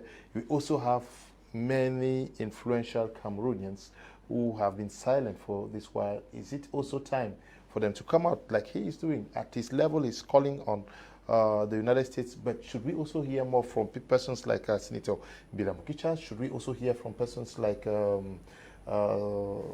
Bryce Nico, Hanley, and the others? I think to answer your question directly, we should Dr. Christopher Fomunyoh should look for ways in which he can form maybe an alliance of Anglophone elites of his class, and where maybe they can sit together and look at where they can send, help, send letters for help and appeal for this crisis to be resolved. I respect his view, looking at why he's calling on the U.S. Maybe Ayaba did not get it clearly, because if you look at when this conflict started in 2016, it was an internal conflict in 2016 when the lawyers and the teachers formed a consortium. Now, in January 17, when the constitution was banned, it was still an internal conflict. At this level, we had not had massive human rights violations. At this level, it was still pressure from both sides. Now, when we move to the late 2017, that is October 2017, when we had the September, after the September 22 March 2017, we had the October 1st declaration of independence 2017. It moved now to what was called an armed conflict. Then international instruments were brought on the table because it became an issue where arms are used and people are killed, right violations. Now from 2018 to present, we've seen that it has moved to the level of international level where crimes of war crimes and crimes against humanity is being carried out. And let me shock Ayaba. Ayaba said the Rwanda genocide was resolved by Rwandans and that external forces were not used. I beg Ayaba to go and revisit international diplomacy and read his notes on the Rwanda genocide. The Rwanda genocide, there's something that is known as an international tribunal. Yeah. An international tribunal is often called for nations who probably are not affiliated to ICC or signatory to ICC, but a tribunal is called to bring those who have committed crimes against humanity to book. As we speak, an international tribunal was called for Rwanda, and that international tribunal, there is someone, I forgot his name, who died in Mali last week, who was jailed in 2012 or so, who was a victim, one of those warlords in Rwanda. He was jailed. He was given 35-year sentence, and he died in a jail in Mali, in Malian jail, as we speak right now. And we also have people who were arrested from different nations based on the fact that it was an international tribunal that recommended their arrest. So if Ayaba is saying that Rwandans adjusted or solved their problem, he's missing the point. Before the Rwandans could come to the table, there was what was known as an internal pressure and arrangement from different nations that sat together and brought people on the table. Rwandans did not just come on the table and sat as we are expecting Cameroonians to sit. What Dr. Fomunyoh is asking for is that the U.S. and all these nations should bring these stakeholders, should force these stakeholders on the table to sit and discuss as they did with Rwanda, as they did with other countries. That you have the power. Britain, U.S. You have seen U.S. Britain has been silent. France has been silent. Germany has not been very active. So Dr. Christopher is saying, U.S. these people are your friends. These people are your friends. Get to these your friends and let them pressure those who are key stakeholders to come and sit on the table and talk. And that is the view, that's how I see Dr. Christopher going, because that's the way in which diplomacy is handled. And Ayaba should understand that that was what happened in Rwanda. And that was what also happened in Colombia, the FARC rebels, where nations were forced on the table. I keep quoting William Ury. Maybe Ayaba should go and check William Ury. He is the co-founder of the Harvard Negotiation Program. And I'm happy because I took some of the online courses on his negotiation. I look at the way this crisis were resolved, even in Venezuela, which was an internal conflict. Nations came together. but you were seeing Hugo Chavez and opposition on the table. But there were background key negotiators, lead negotiators who came and were talking on behalf of these people to bring them on the table. Okay. So doctor is saying that, dear US, please get to France, Britain, your friends, call them to the table. And Mr. Leo, to conclude, there will come a point where interests will meet. US will say, okay, I'll give you this side, and you bring these people on the table, I give you this side. It will be, whether I would like it or not, that moment will come. Okay. Good evening, Mr. Leo and the panelists. Dr. Fomunyoh move should be uploaded with a lot of euphoria and jubilation, because every Cameroonian of goodwill wants to see an end to this war. Though the calling may not yield fruits for now, but it is a great concern he has raised. Molombe Hans is writing from Boya. Daisy writing from Kumba says, good evening, Mr. Leo, and to all the panelists. I'm watching and getting insights. Good evening, Mr. Leo, and the well-equipped panelists. What an interesting program. Thank you. Good evening, Mr. Leo. We thank you for bringing up an enriched topic to see the crisis in our regions come to an end. For Dr. Christopher, inviting US to solve a Cameroonian problem may not be the best. Okay. Invite our brothers from the diaspora to start peace talks with them. Take points to the government solution will start coming. Dennis is writing from Moyuka. Hi, Mr. Leo. Your panelists are not respecting the wordings of the topic. Greater U.S. pressure. They take it as U.S. intervention militarily. Neighbor Michael is writing from Bamenda. Good. Okay. Yes. You understand the topic very well. Good evening, Mr. Kum and Co. Let's forget about the national dialogue, as they said. So we are advising the government to call for immediate dialogue, because they know those to dialogue with. Okay. This is an Ako Mpenye from Kumba, Njembe, the traditionalist. Good evening to you. Hello, Mr. Kum. Good evening to you and to the panelists, and special one to my dear friend Jarvis. It is always a great pleasure watching your show, which has a plethora of social and political issues capable of informing policy making. Okay, I may not concur with the position. Why do I say so? The Cameroon crisis, the Southern Cameroon crisis, is unique in form and content because its foundation is legal and political. Because of that, it requires more mere country pressure from the United States to resolve it. Okay. We are now close to 5 years into this conflict, and because of its prolonged nature, any attempt to resolve it will require more than effortless commitment from the community of nations, and not mere pressure from the U.S. to the Cameroon government. Okay, the message is quite long. Barrister Ashu Shami watching from Addis Ababa in Ethiopia. Now, he's talking about the U.S. Now we are seeing the calling for sister nations like Germany, France and Britain. But now they are also looking for a greater focus into this crisis of the African Union, the EU. Do you even have the impression that the African Union and other are they really concerned? Because this is happening in Africa. Well, Mr. Leo, you permit us laugh, because when you call those toothless bulldog organizations, we are forced to laugh, you know. The formation of the African Union first has a problem. As I said, in political science, once you put in place structures in a wrong manner, the triggering effects also becomes wrong till it gets right down to the grassroots. Why am I saying so? If you look at the African Union, first, the fact that it's made up of dictators. As I said, the ECOWAS or the ECOMOG bloc is powerful by far than the African Union. I repeat, ECOMOG bloc is far powerful. That's the regional organization. It's far powerful than the African Union, because we understand that they have some certain clauses that bind those from the West African state.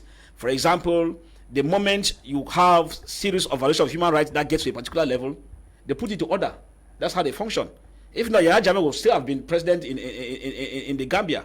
But when they marched a standing army from Senegal into the Gambia, he saw the way the armies were coming, combined troops from Senegal and all other countries. He had to escape. So that is the kind of union we're talking about. That's the kind of organization we need. That's what I'm saying now. If you are to protect your people, and you instead start inflicting pains on them, you kill them and get to a particular level, They march in and unseat you and put in somebody who deliver the goods. That's right. That's how it's supposed to be. If African Union was that, now how do you explain when you call African Union?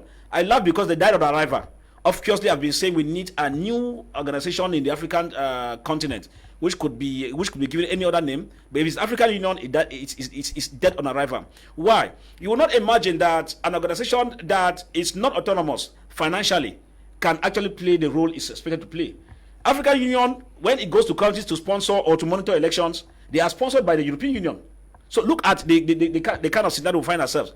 Whereas we were expecting that African Union would have worked with the ADB Bank, so that the ADB Bank is structured in a way that they start to help countries that are suffering from poverty and put in place structural adjustment programs. They don't have that agenda as per se. All they do that from time to time, they rush to America, they rush to European Union, they beg for money, they borrow money and come to run their affairs. Look at the headquarters in Addis Ababa in Ethiopia, constructed by Chinese. Can you tell me you have an intelligence structure of that unit? Now, it is not African engineers who are constructing the headquarters. You have but Chinese who are the ones constructing that. Do you have a secret? You don't have any secret, so to say. Because the people who come from outside know the in and out of your headquarters. They could even plant cameras inside and microphones that they could get all your discussions and know how to counteract you. So it's already an error. That's why I said if we are counting on African Union, they failed on arrival. As for the United Nations, we said that they too died long so many years ago. Why? Because they are not proactive. Why am I saying so? If you go to Myanmar, they waited until the Rohingya Muslims were killed in their numbers before they started making utterances and statements. And they are still being killed. And they are still being killed till today. So you can't wait, because that is where you see people are looking at. If you go to the United Nations structure, they look at the Cameroon war here as having not attained the red zone. It's not called red zone. And when it attains red zone, that's when they start thinking of what do we do to intervene. But now, what is the politics in the United Nations? There's a politics of interest. As I said, the same scenario of the Berlin Conference is operating in the United Nations. Now, if we want to go in, somebody's already in that country. How do we do? Do we discuss with him? What is it? If we are discussing, now do I have another interest elsewhere? We can have exchange of interest, and then he permits me to come in or not. I think the only country so far that moves without those things strictly attached is America. That they can always bypass those structures because they are the highest funders of the United Nations and all the respective agencies. Surely, he who pays the piper dictates the tune. I'm sure that is the reason. If not, we'll be looking at it that how can we say that these organizations would have been better placed to resolve the crisis, but yet they always sell after the market. They want people to be killed. Very soon you hear that backed UN troops are coming into an area after total massacre has taken place. So it's a counterproductive organization. But I think that if you look at it, with the outing of Dr. Christopher, as we keep saying that the pressure is in relative terms.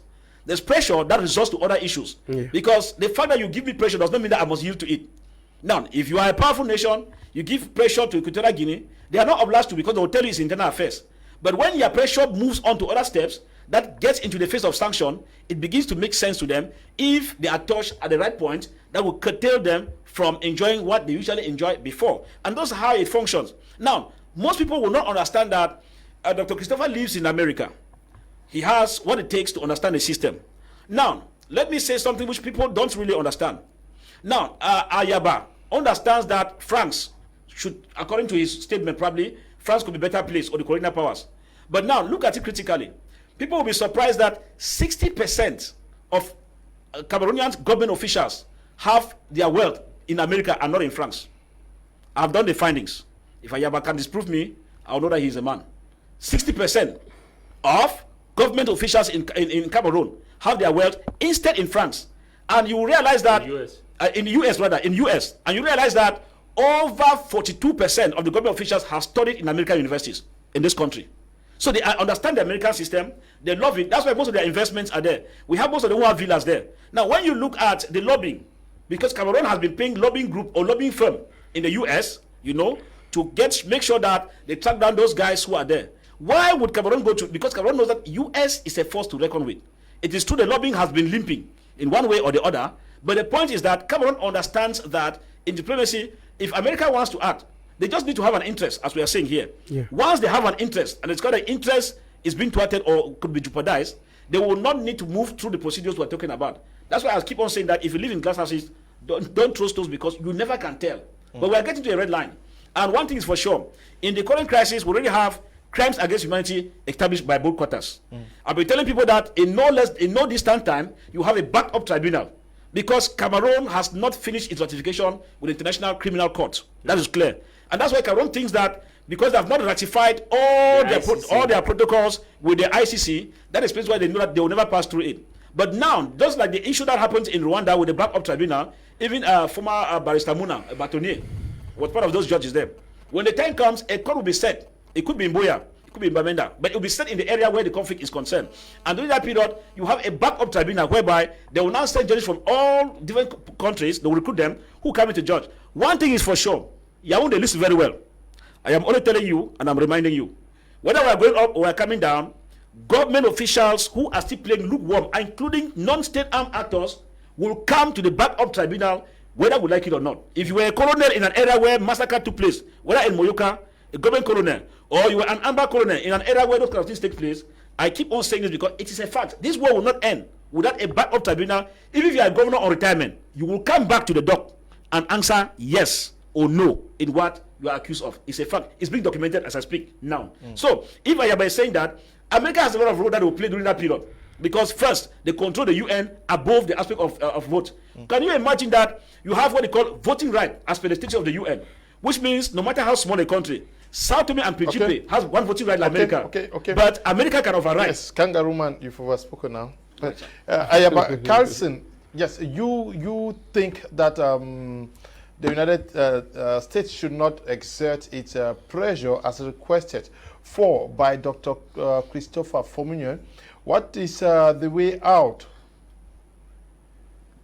Should at least what is the way out? Yes, should at least one of your panelists, Dennis from Buikeh, sent an excellent SMS. Please. He encouraged Dr. Chris to rather ask the U.S. government to dialogue with those in the diaspora. Besides, when the Cameroon government convened the major national dialogue, we did not see them coming. Because if you look at it critically, Dr. Chris contradicts himself when he wants the U.S. to intervene, but at the same time, he says the Cameroon regime or the regime in Cameroon can never be a willing participant. Now, let me go back. What can be done? Let me bring up a point which shows how colonial influence still guides many of us in Africa.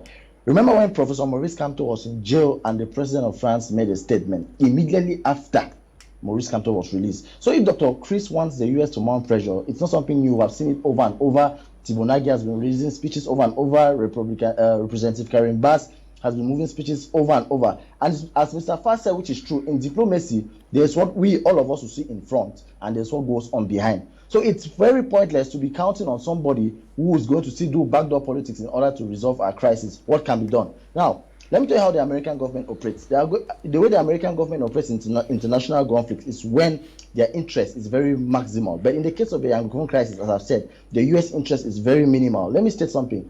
In September 11, 2001, 3,000 Americans were killed in the World Trade Center. America spent over $30 trillion for 20 years so as to find the one. They killed Bin Laden even in, I think, 2010. Then they still remain in Afghanistan for extra 10 years and lost. Let me bring another case. Russian political activist Navalny, who counters Vladimir Putin, and we know America is an enemy of Vladimir Putin. When Navalny was administered a biomedical dose, America spoke, Germany spoke, all the world powers spoke. At the end of the day, nothing happened. Russia still jailed Navalny. Now, Mr. Fah said something that Mr. Jarvis said something that until an American is touched in this country before something will happen. Let me remind you that I think in the second year of the crisis, an American pastor was killed, but we did not see anything happen. But if you remember,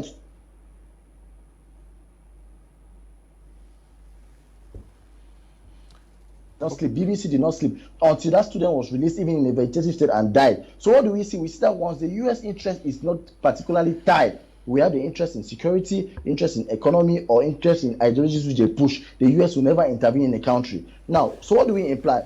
The U.S. is a master of neglecting collateral damages.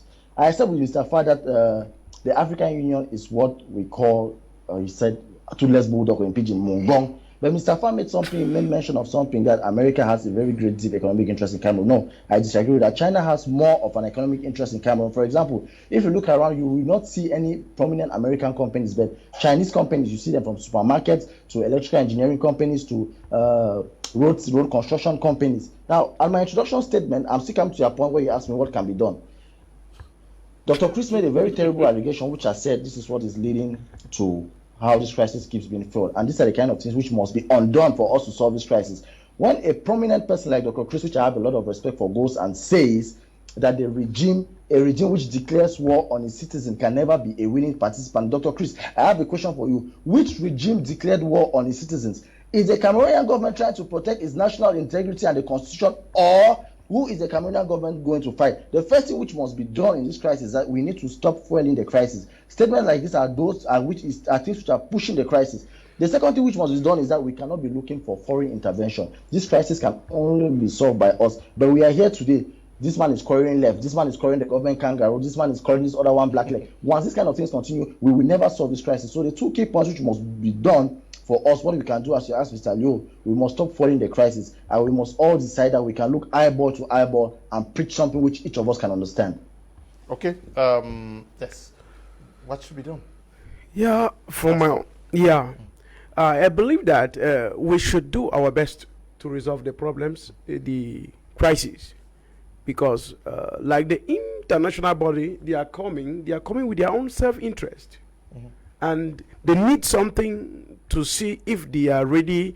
They will have something to give us. It means that give and take. If there is nothing like give and take, there will be no solution. So they have a particular interest. So we need to admit to our mistakes, take it a responsibility, and then we need not to think more of our position and take wrong decision that will create more confusion. We need to admit to our mistakes, like I continue to say, and accept it that we have a situation at hand to look for a solution. And then we forget all this fighting. In this country, one thing that is killing us is deception. We don't speak the truth. And we keep on deceiving people and telling people, we will see red, we will say this is black. We see this one, we see black, we will say it is white. That is deception. So we can never find a solution where there is deception. And with hate speeches, we say any kind of things that we wish to say because you have been appointed at a particular position to take, to rule or to do one thing or another, and you say anything you wish to say because you have power. When you have power, you have been given that right or authority to rule the people. Rule the people in the right manner, that they will celebrate you, not you celebrating yourself, taking it as a right to say anything at any time that will create more conflict in our society. Okay. My Jarvis, do we understand that Dr. Christopher Fomunyoh is reminding the U.S. to also consider Africa and Cameroon as a duty or responsibility, but can we understand the international reluctance, the reluctance of the international community towards what is happening here? Because we've seen the EU severally make condemnations. The US, on its part, has done so severally. We have seen the arrival to Cameroon of the UN Secretary General of same for Francophonie. Almost all of them have been to come. Yes. And we always get them react when there is something hot. Immediately after that, everything goes back to normal. There's what we call interest and geopolitics. Like Fah said, this is the reluctant nature is coming based on the level of interest and level of geopolitics. And he said it's a continuation of the Berlin West African Conference. And I want to put it further, it is a rebrand of the Berlin West African Conference, because if you look at the reluctant nature, it's not only in Cameroon. If you look at what is happening, what is happening currently as we speak now in Ethiopia, is a similar situation. Prime Minister Abiy won the Nobel Peace Prize when he came to Ethiopia and said he ended the war, and after a while, that was November 2020, there was a war in Ethiopia, and the same Nobel Peace Prize winner gave a 72-hour ultimatum, and when he was called by the US to negotiate, he said he cannot negotiate with terrorists, and he launched a full-scale war, ground and air assault. As we speak right now, Ethiopia is a total shambles. Close to 800,000 plus are Risk Farmite, and the same situation we have in Northwest and Southwest is the same situation that they are facing at the Tigray region.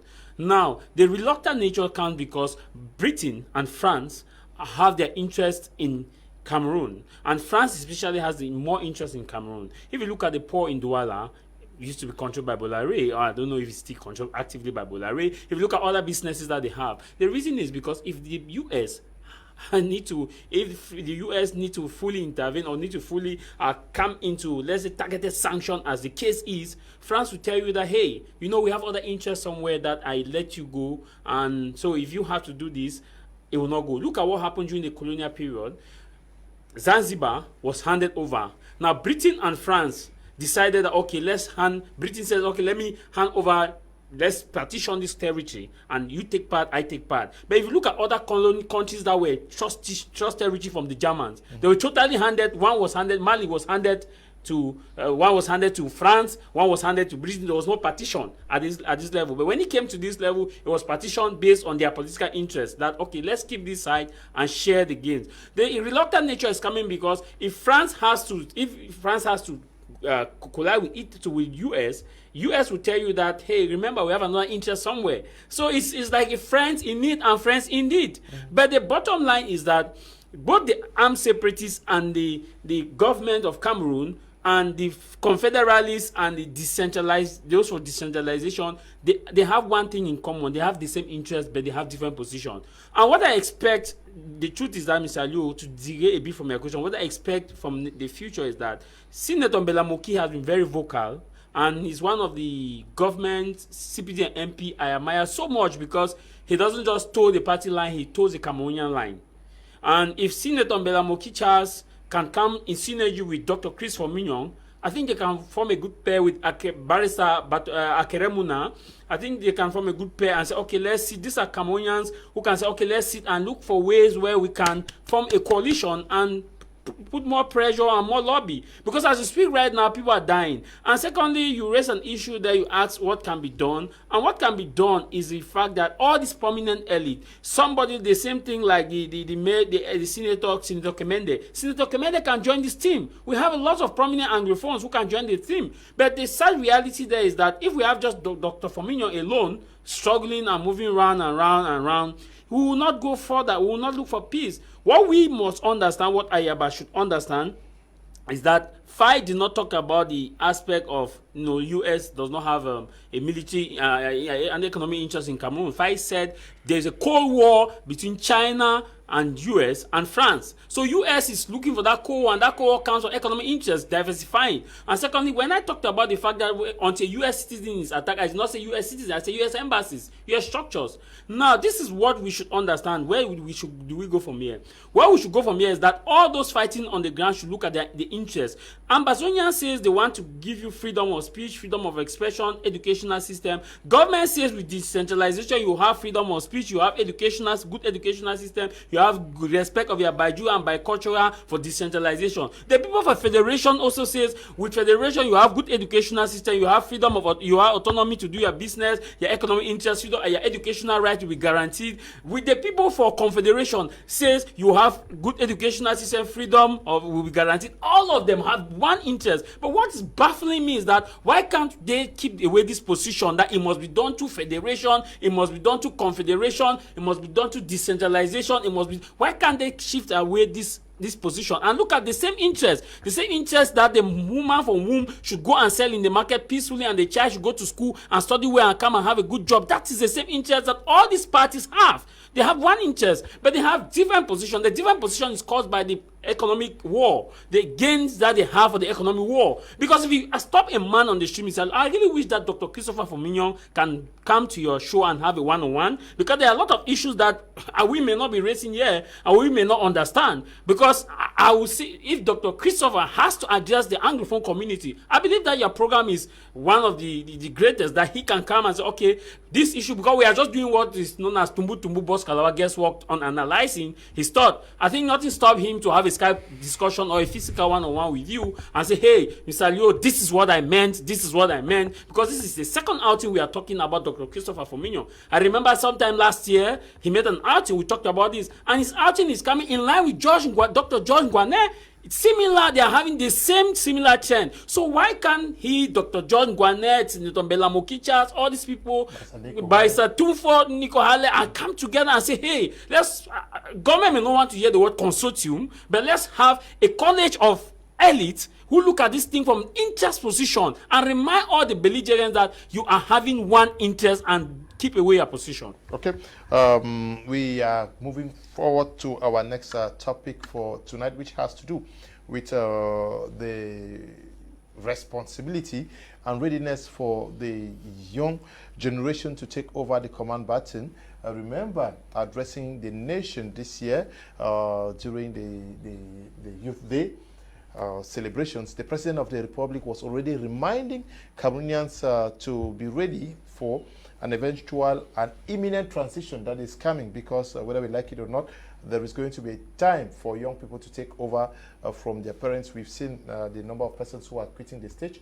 On Monday, we had a departure of Senator Sultan Ibrahim Mbunjoya. We had the departure of the former government delegate to the Kumba City Council. We had a departure of the Lamido of Sabga.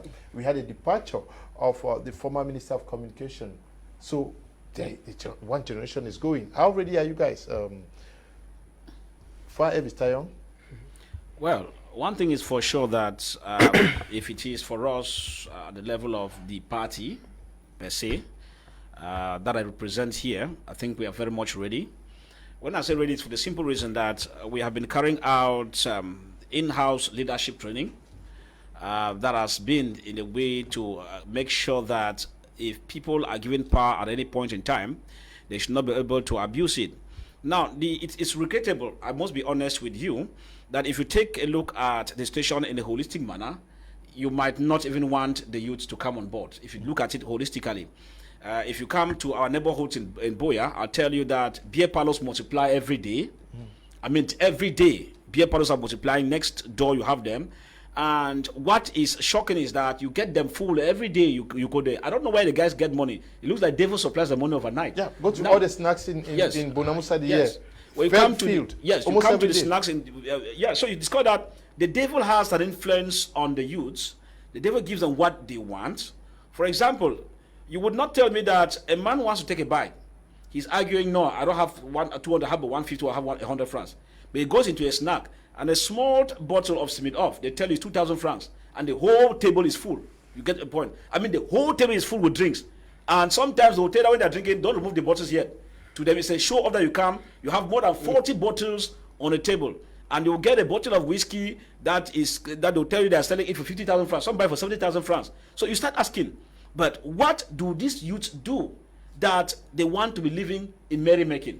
Now, come to think of it, we're talking about technological advancements. But isn't it also paradoxical that the same, we say we don't have money, but we can spend so much money in... No, it's not paradoxical in this case for the fact that this money you get them, if you look at the source of the money, you realize that they get the money, yes, but not most of the monies don't come as per se. And then the few monies that they manage to work, we call them misplacement of priority. Okay. Now, I will let you know sincerely that the poverty rate and the low level of investment of youths nowadays is not because, as per se, the small money they have is not there. You know, there are some youths that are now addicted. If a day party does not drink 4 bottles of alcohol, something's wrong with him.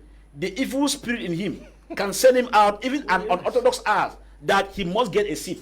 And you see there's a clique. People who drink together are always together. Because if I have money now, I want to call A or B, let's go and drink, because I know that if the days I don't have, B in that group will call me, C in the other group will call me. And you know, the whole thing is, I say devil is sometimes very skillful. Now, the barman will always borrow you that drink because you are a permanent customer.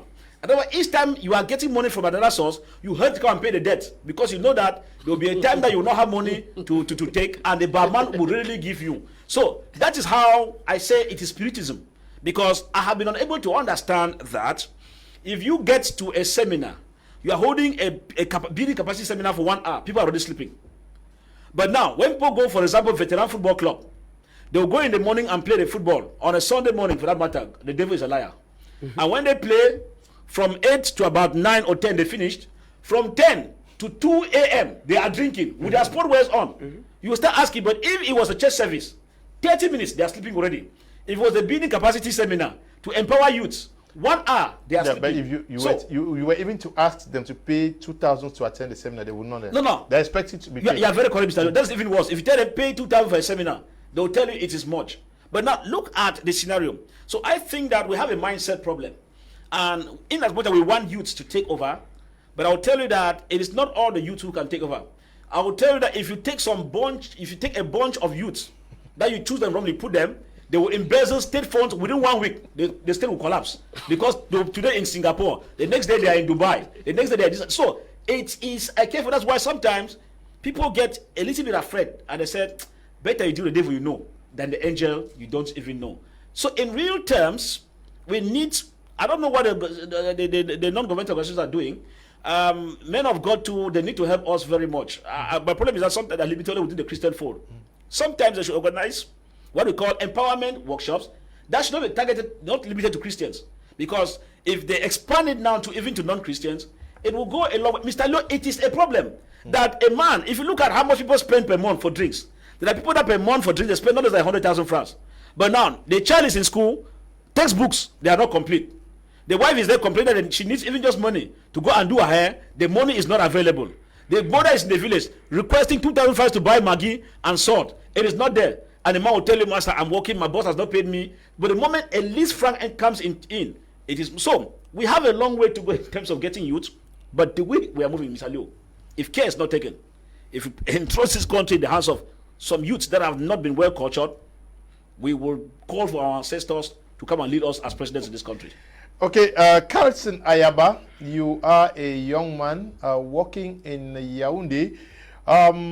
You observe the way that your peers, I'm talking about the youth of Cameroon, gearing up to take over the command baton in Cameroon leadership. Are you very comfortable? Do we have reasons to say that the future for Cameroon is orange, is bright?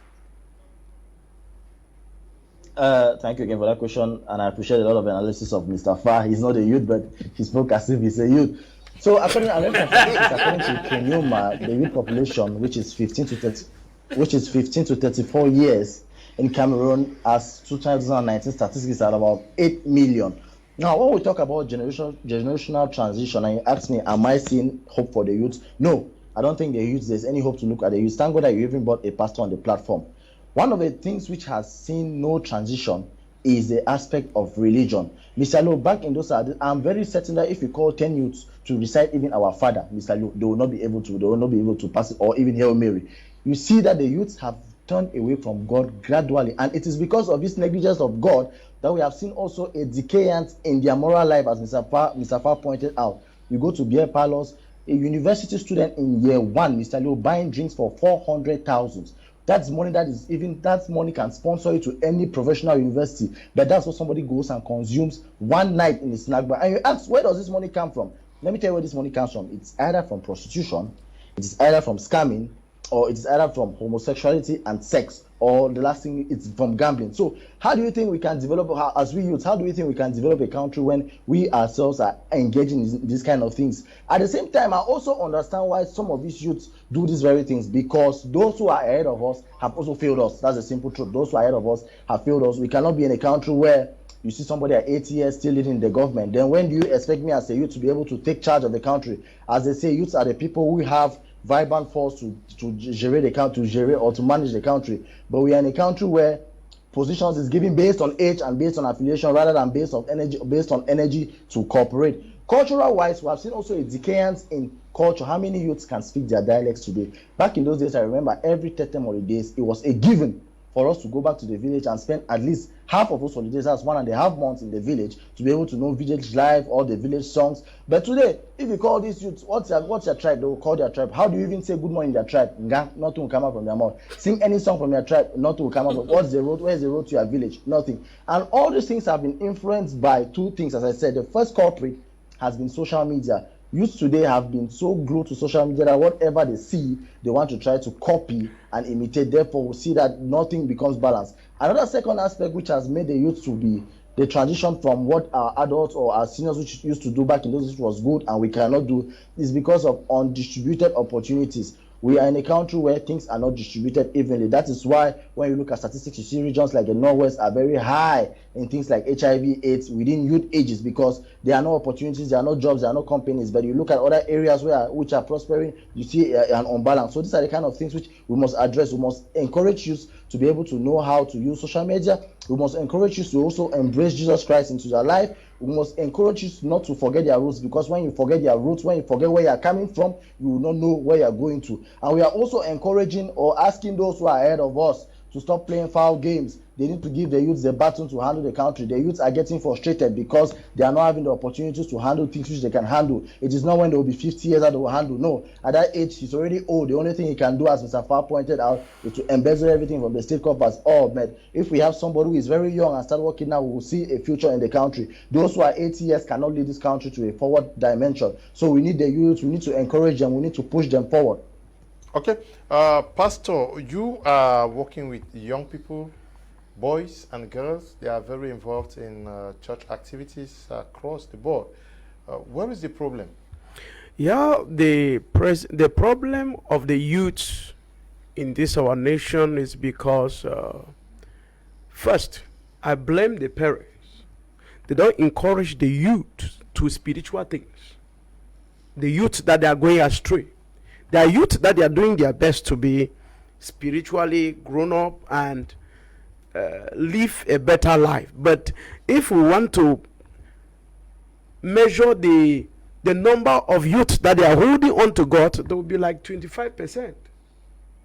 And many of them, they are girls, because they are praying that God should bless them with a husband. And the boys, they are just staying inside the bars and drinking, sleeping there and messing up. And now, you know, when we fail to handle our children well, they go astray. For the Bible says that God planted a good seed while they were asleep. The kingdom of darkness came, planted a bad seed. Hallelujah. So it's to tell you that when you give birth to your children, you don't guide them, grow up your children in the way that they will love God and they will have the fear of God in them, they'll go astray. And they'll be moving and drinking, and they are not ready for anything.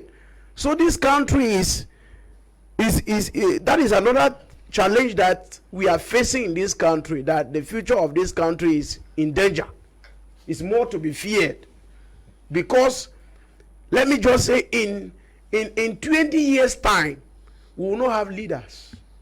We will have the rebels. Not only squanderers. Are you getting it? Yeah, exactly, not embezzlers, squanderers. Because the way they are eating money, they are not eating money like people that they work money. They squander money.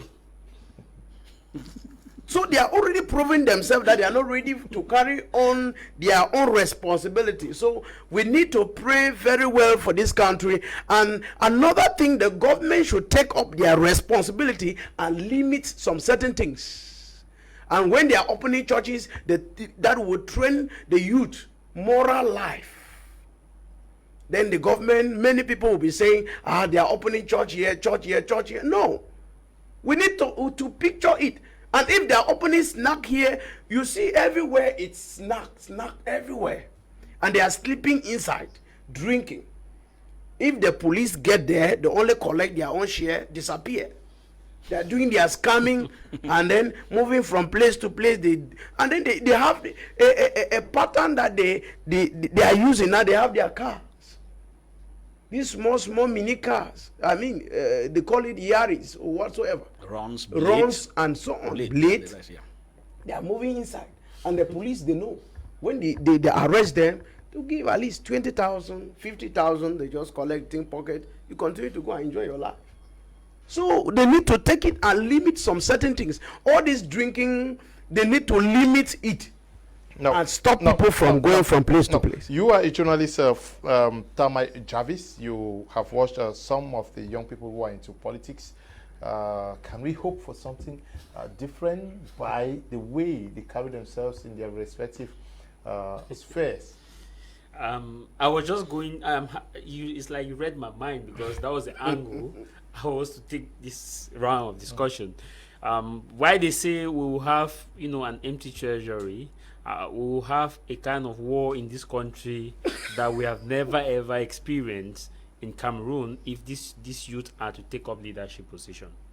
I will say it so because if you look at the youth who are involved in politics, they are more aggressive on insult, they are more aggressive disrespect, more aggressive in terms of jumping from one political ideology to another and insulting the previous one that they left. For example, Fah is a youth. I don't care about what Ayaba think. If we look at leadership, because the president said the youth is a state of mind. Yeah. And I said the president said, so it's a state of mind. Yeah, So, and the truth is, if you look at the ideology, youth politically involved with insult in Cameroon. Look at the political landscape. Give me 5 youth who are involved in politics in Cameroon who are not aggressive in terms of insulting either one elderly person to another. Today they will insult Nijon. Nijon that fought for freedom of speech from 1990. They will say Nijon failed, Nijon did it. Go to social media. Look at the comment they are giving on social media. These are the same people who, if you give them powers, I tell you, Mr. Leo, there will not be freedom of speech in this country. If you give these same youth powers that we have now, they will look at the journalists on air and say, go and kill this analyst. I don't like this analyst. The current leadership we have now, they have what we call a high level of tolerance. As compared to the youth that we have now in Cameroon, not as compared to other youths we have in other countries. Other countries, their leadership don't have that tolerance, but they have created an atmosphere which is favorable. Yeah. But here we have that certain level of tolerance based on our own system of the youth where you can sit on TV and talk restrictively. But if you see the comment that these youths put on social media and you reverse the same person and put on that position of president and you come and criticize it on this panel, if somebody can insult you on social media, bring different kind of analysis, insult, say how they'll shark you, they'll kill you, that person is not a president. Imagine that person becomes a president and Fah come and call his government kangaroo. I tell you, Fah will not leave this studio. These are the kind of youth we have in Cameroon, where they spend all their time insulting people who are making their effort. You may disagree, but respectfully. I disagree with your position respectfully, but not insult. Imagine if somebody can insult you, it means that person have the authority, have powers. That person would put you in a jail. Then you, the second category of persons that we have as youth in this country, from the political sphere, are those who are running civil society organizations and movements. Today you see they are in a stand up for Cameroon. Tomorrow you will hear there is an Anglophone what. The next day you hear there is a this, there is a that. This is, Mr. Ado, let's be factual. The youth in Cameroon need to take up leadership position, no doubt. But I fear the future of this country. I honestly fear the next 5 years. Look at what is happening with the reorganization of CPDM. It's a concrete example of bitterness. Yeah. The youth in Cameroon are so bitter politically in such a way that we don't even have we don't even have 20% of tolerance. The tolerance that we are experiencing in Bia's regime. Some will say I'm supporting Bia, but I have to be honest, appreciate where it's appreciable and condemn where it's condemnable. The tolerance we have now in Bia's regime, I tell you, if this regime goes, the next person that comes as a youth, that tolerance will not be there. People will be killed massively if they follow this rhetoric. But my plea is that youth should help to calm down and respectfully disagree where they have to disagree and respectfully agree where they have to agree. Another issue there is I'll blame the government too. However, the government has created this bitterness. How have they created this bitterness? They say if the preferable is not available, you work with the available to become the preferable. The preferable that is supposed to be with the youth is the jobs, the empowerment programs that you are supposed to develop. But if these programs are not there, you are breeding thieves. You are creating a favorable environment for armed robbers.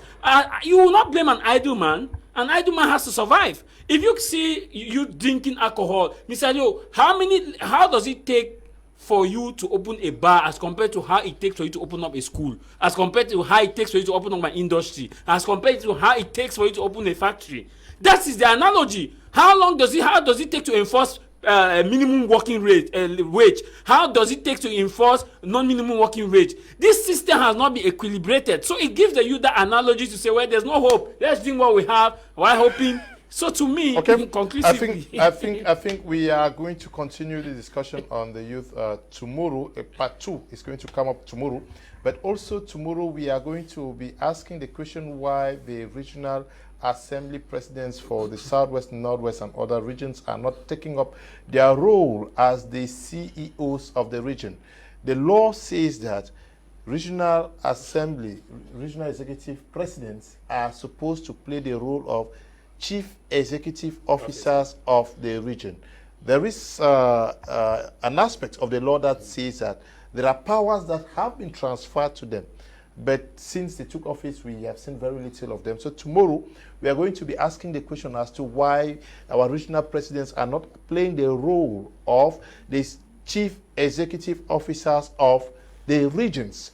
And we are going to just say one last word, and we call it a day for today.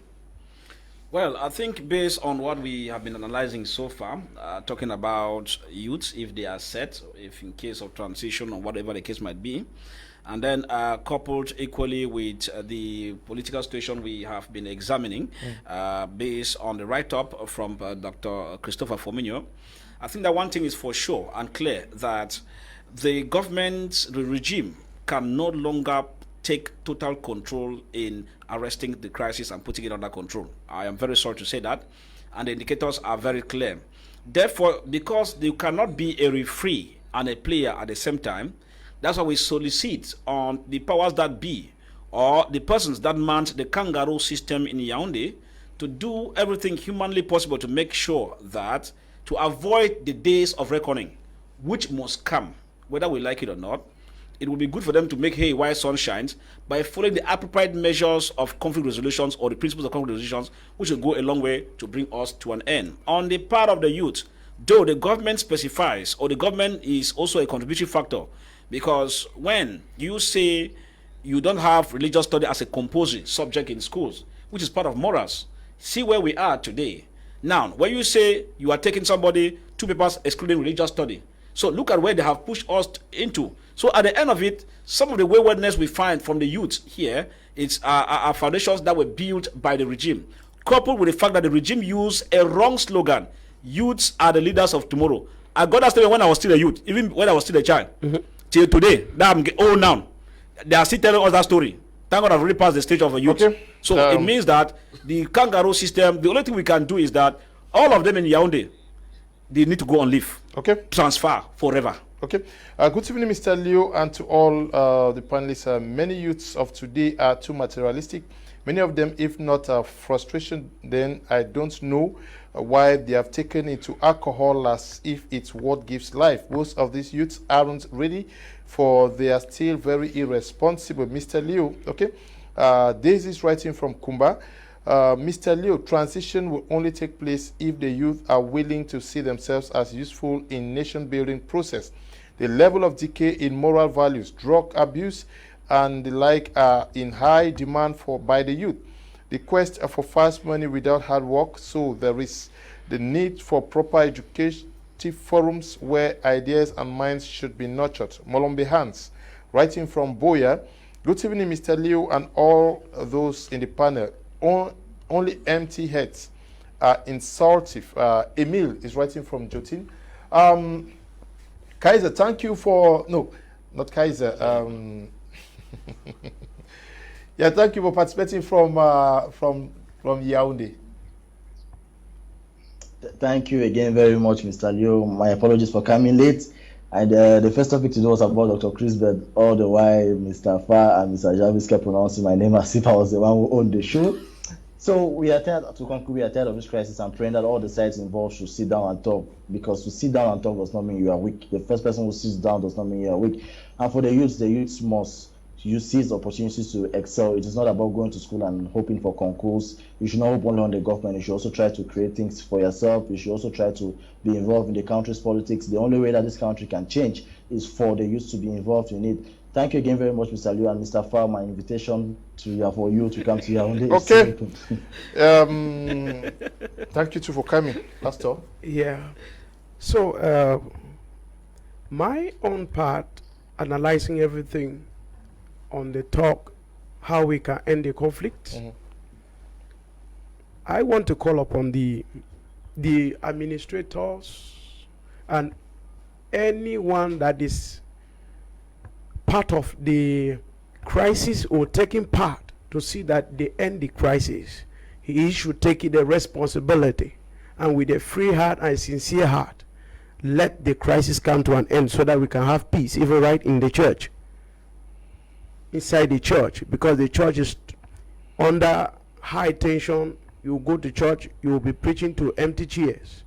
So we would not like to continue preaching to empty chairs. We would like to preach to our Christians so that everybody will accept Christ and we will have a better future. So that is one of the things that, more to that, is stopping the youth not to come to church anymore. They will say there is crisis. I don't want to come to church because there is crisis. So more to that, I want to speak to the youth that if you are a youth, it's good that you go to any church that is closer to your area, accept Jesus Christ as your personal Lord and Savior, repent, and stop drinking, moving from one bar to another bar, if you want your life to be better. Okay, we also want to say thank you to you, Tamai Jarvis, for taking part in today's edition of the program. Thank you very much. Quickly, Mr. Liu, I know we have a conflict in the Northern and Southwest region. Please, dear Dr. Christopher Fomunyoh, you know, the people of Northwest and Southwest region need their education, political education, and as far as those who are suffering, it will be great if, you know, you can do the favor by, you know, granting to home interviews to home media, especially to those who are the voice of the Anglophones. I look forward to have you two on Prime Hour one day on a one-on-one with Mr. Kum, so that you can give us your wealth of experience as to crimes against humanity for the common man to understand. I think not just that the international media, but the local media too at home need this education. Okay. Thank you, Dr. Chris. We want to say thank you to all of you who took part on this edition of the program. Eli and Desmond, we say special thank you to you two, and to you, Tabi Tambe Bryant, who is supervising the work we do out here. I say thank you to you, and to all of you watching us from Cameroon and without. We say we are immensely grateful for always taking that rendezvous to watch us on Prime Hour every day on the best channel. We are going to invite you to join us again tomorrow for another very exciting edition of Prime Hour. Stay blessed. Bye-bye.